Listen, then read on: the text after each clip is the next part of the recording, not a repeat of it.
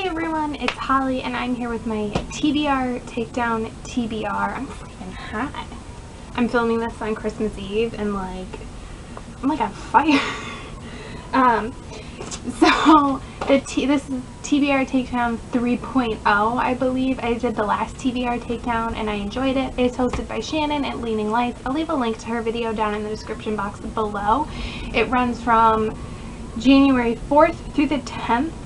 And I combined a couple of the challenges, but you're allowed to do that. It's a pretty free and loose TBR challenge thing, and it's 7 challenges. I will say, like I said, I'm filming this on the 24th. My family is celebrating Christmas late this year.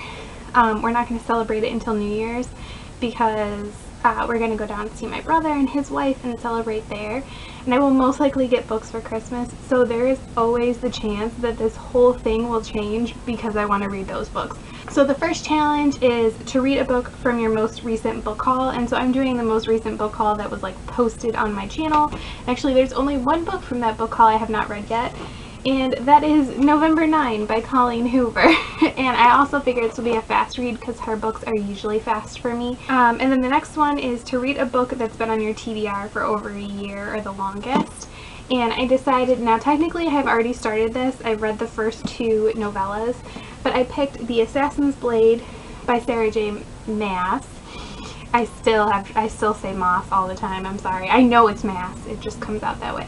I have 3 more novellas in here. I've been meaning to read this for a really long time, and I figured since they're novellas also I can read them in between other stuff, so it'll work out really well.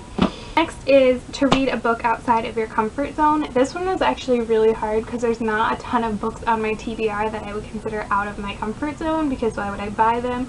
Pretty sure this book has shown up in a TBR before for a readathon. I think it was Read-A-Rama. And that's The Spy Princess by Sherwood Smith. I would say that to some extent fantasy is a little bit out of my comfort zone. I really enjoy it when I read it, but sometimes it is intimidating.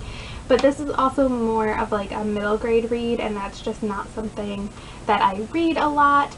So, and this has also been on my TBR for a long time. Next is to read a first book in a series, which actually, again, I don't have a ton of on my shelf, but I did pick up Die For Me by Amy Plum, and I kind of just want to know if this is a series that I will like or not, and most of the time young adult paranormal-y series like this are fast reads for me too, and I've kind of been wanting to read it, so figured it'd be a good pick. The challenge is to complete a series or read a sequel book, and I picked Across a Star-Swept Sea by Diana Peter, can't say her last name.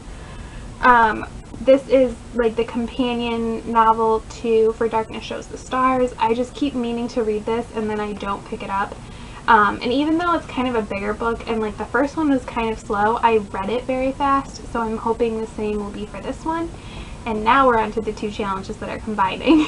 So the first is to read a book with fire colors, because those are the lucky colors for 2016, so reds, oranges, purples, lilac, those kinds of colors. And so November 9 has orange and reddish shades on it, so there we go. So you don't have a ton of red or orange books.